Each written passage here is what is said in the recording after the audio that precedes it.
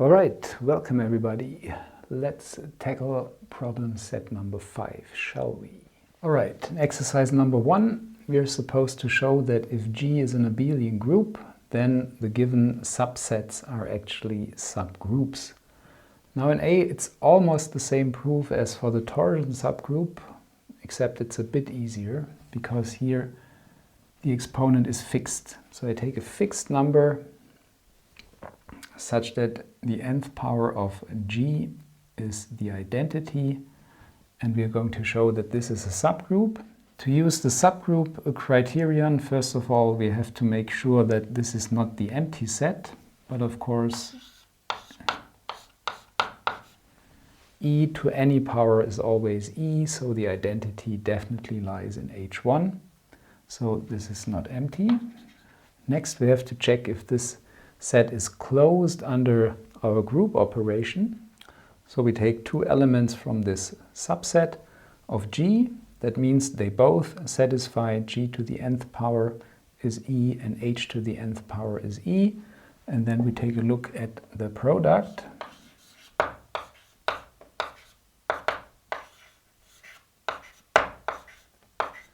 And now in abelian groups we have this power law, because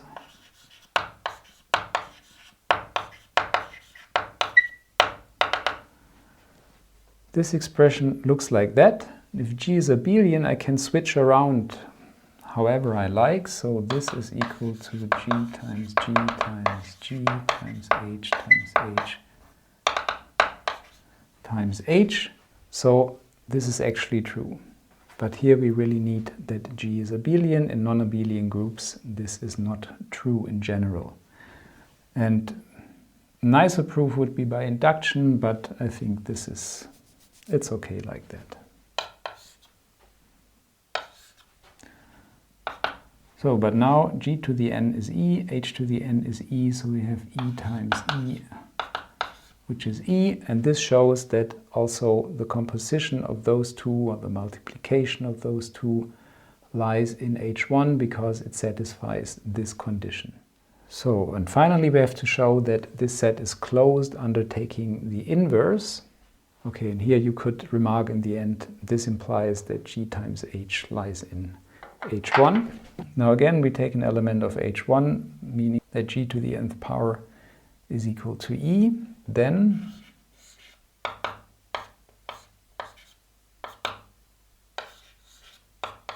this is exactly the same as in the proof for the torsion subgroup. G minus 1 to the nth power is G to the minus nth power, and this I can write as G to the nth power to the minus 1. This is just proposition 2. This is a general power law that holds in every group. We don't even need the group to be abelian for that. So then we have G to the nth power, which is the identity, and the inverse of the identity is itself. And this proves that also G inverse lies in H1, thereby concluding the proof that H1 actually is a subgroup. So now for the subset H2 we can be lazy, because if you observe that G inverse equals G is the same as G times G equals E, because this exactly means that G is its own inverse, then you have G squared equals E. So this is a special case of A for n equals 2, and we are done.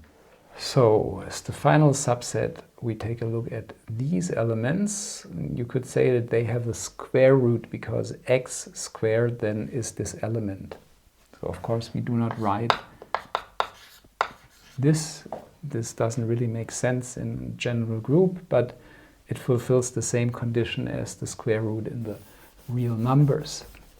So let's see.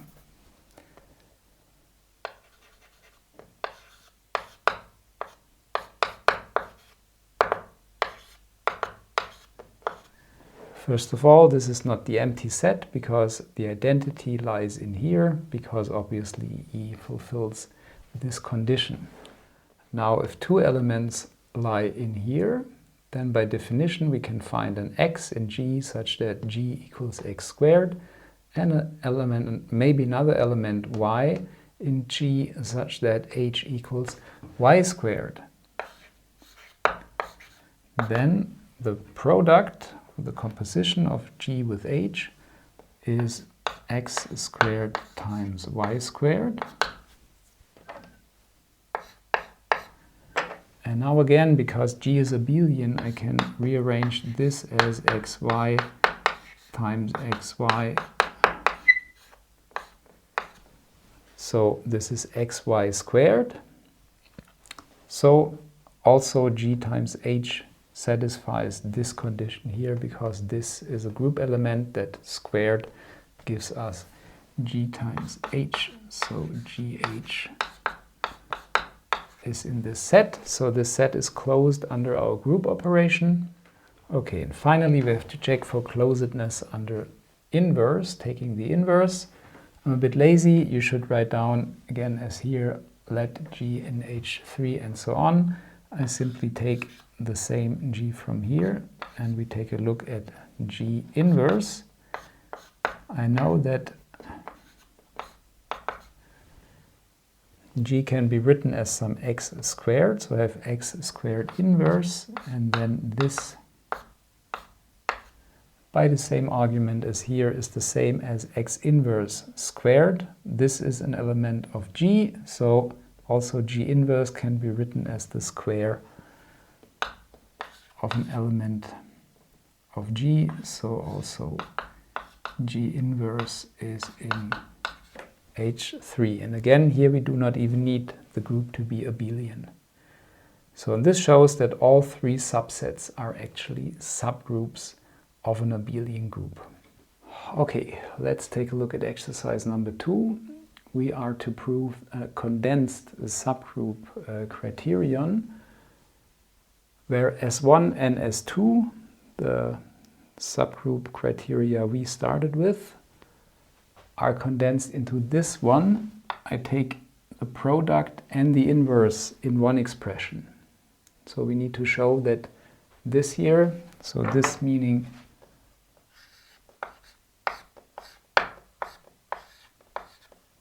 it's better write it that way.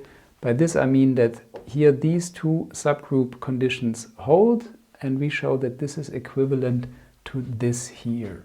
Of course, this direction, this implication here is trivial, because if we have two elements of this subgroup here, then S2 guarantees that the inverse of B lies in H again, and S1 guarantees that the product of A and this here lies in H again. So this is clear.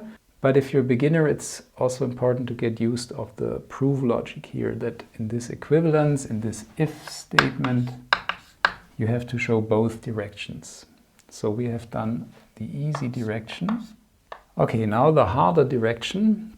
And as always in these proofs, if you look at the solution, then it seems pretty obvious and easy, but I hope you have tried for yourself for some time, because I remember pretty well when I tried to do this for the first time, I didn't find it so easy. So we prove actually S2 first, and first of all we need that the identity lies in H.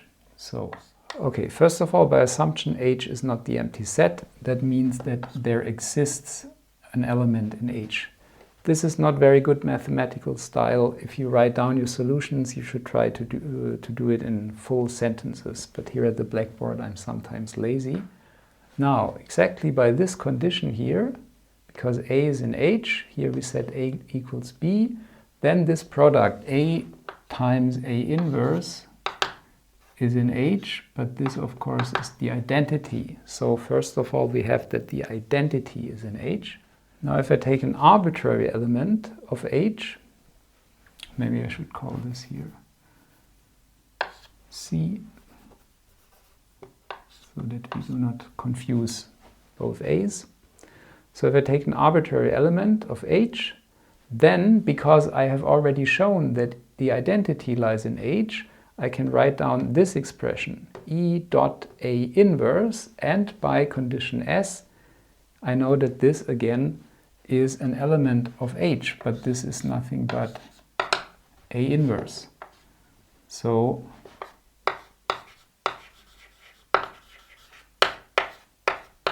we have shown that subgroup axiom 2 holds closedness under inverses. Okay, now to prove S1 we use a mean hack. We take two elements of H, then we have to show that A dot B again is in H. But we only know about expressions of this form here. So we proved that some weeks ago that the inverse of the inverse is actually the element itself. So we can write this AB as A times or A dot B inverse inverse. Now we already know by S2, which we have proven, that this here lies in H. And now the whole expression by this condition here lies in H. So two steps. First, you have to argue that here the inverse itself is again in H, which we just showed. And then you use this condition here in this form, thus showing S1. All right, I think it's pretty easy to follow if you see this, but could you have done it yourself? If you're a beginner and you found this proof by yourself, please write a comment and I'll congratulate you. All right, okay, now even more condensed subgroup criterion. If H is a finite subset, this means this notation here, H contains finitely many elements and H is not empty. So we have the order of H is bigger than 0. Then it is enough that H is closed under multiplication or group operation. And this already yields that H is a subgroup, so we do not even need to check for inverses. And also this is not easy, especially for a beginner. You need some idea, that's why there was a hint. Okay, and here we don't have to do that again. If H is a subgroup, then of course this holds by S1. So we only do, so I haven't formulated as if with double F as in the exercise, but simply written it down like that. So we're only doing one direction because the other again is trivial. So we take any element of H and we have to show that its inverse also lies in H because the products are already done by this condition here. H is non-empty, so we only need that the inverses lie in H. And now we take a look at the powers of this element.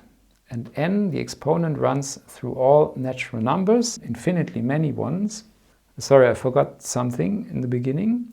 These powers here, a times a times a, are by repeated use of this condition here, elements of H. Okay, so all these powers are elements of H. This is important. And then I know that they can't all be different because then H would have infinitely many elements, which it doesn't. All right, now we continue.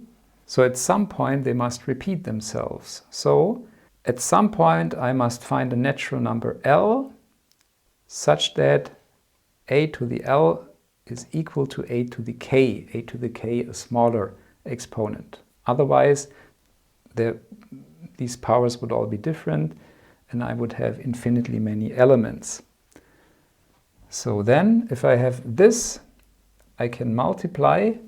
In the large group I have inverses, so I can multiply. Okay, so I multiply this here from the right with the inverse of a to the k. I do not know yet if this lies in H, but that's not important. It definitely exists in the large group G. So here I end up with the identity. On the right hand side I end up with a to the L times a to the k inverse. But this, by power rule number 2, that holds in any group, is the same as a to the minus k. And by power rule number 1, this is the same as a to the L minus k. So I know there exists a natural number because k is smaller than L. This is a natural number. All right, so the exponent here, which I call m, will be a natural number because by assumption L was larger than k. Or bigger, I'm always unsure about that. So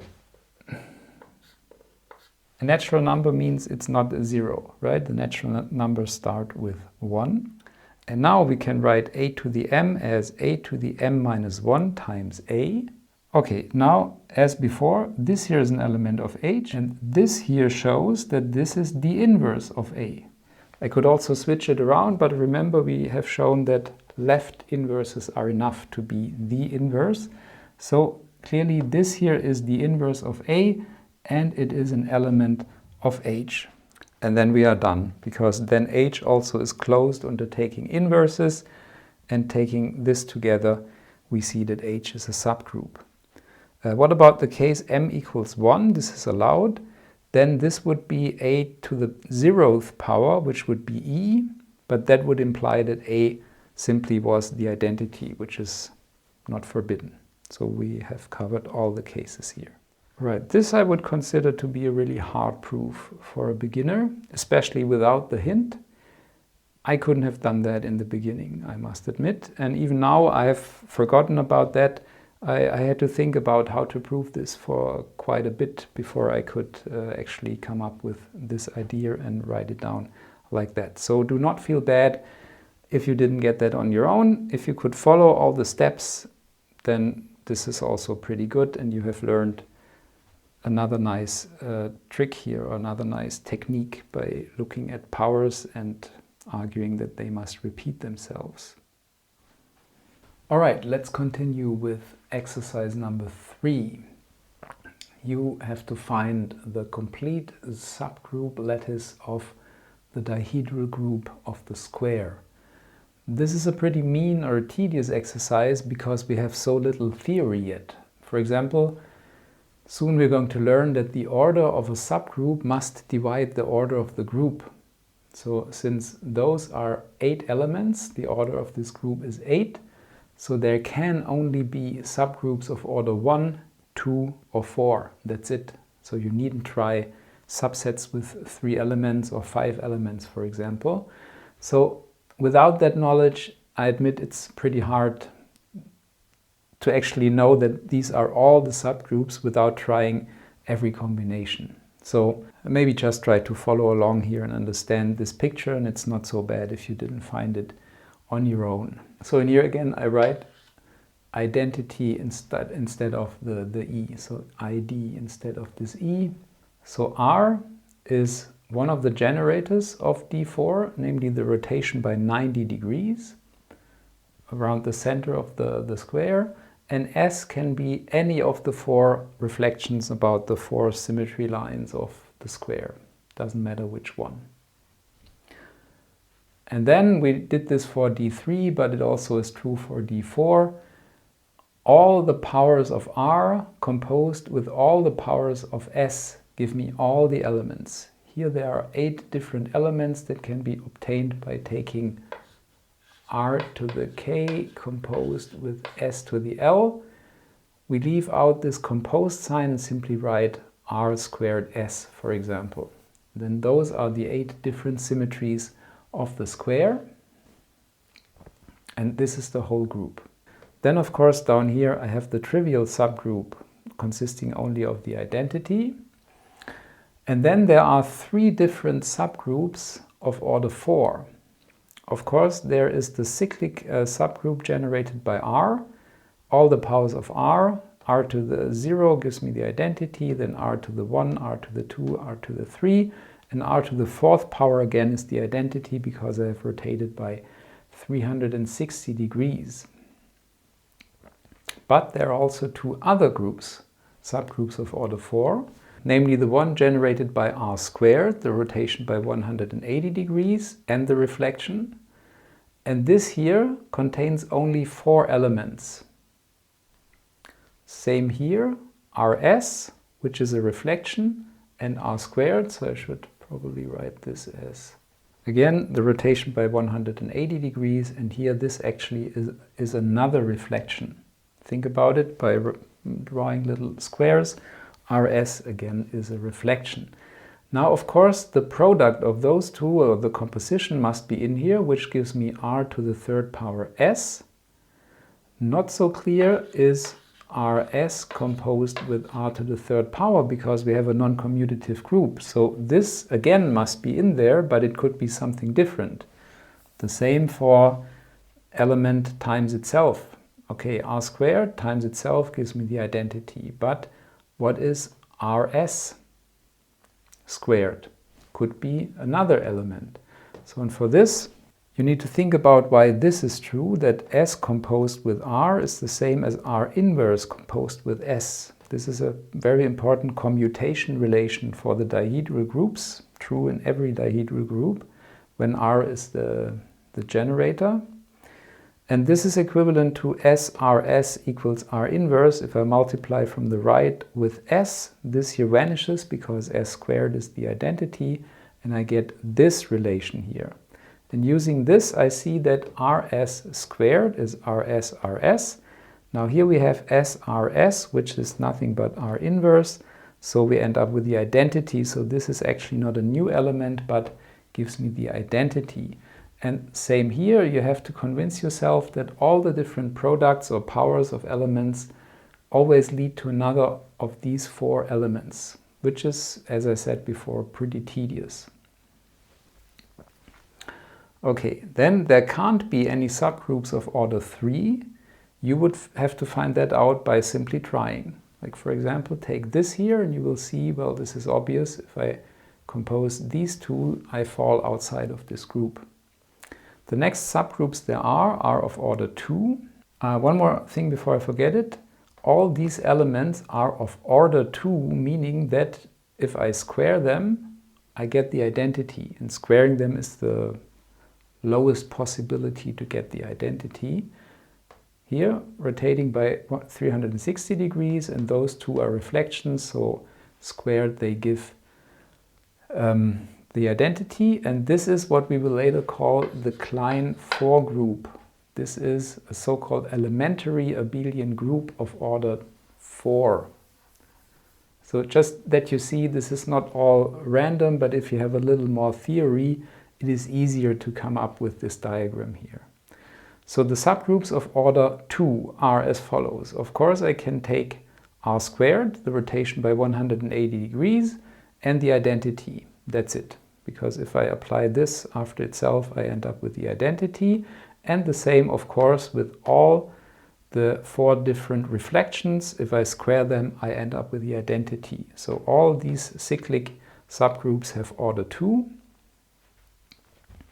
And then these intersections are obvious because they only have the identity in common. They only have one other element. Let's take a look at this intersection. Remember, lines meeting downwards means intersection.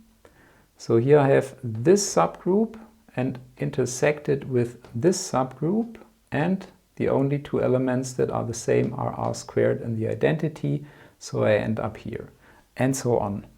And the other way around, for example, this here, this is not the union of these two sets, but this is the smallest group or subgroup that contains this union.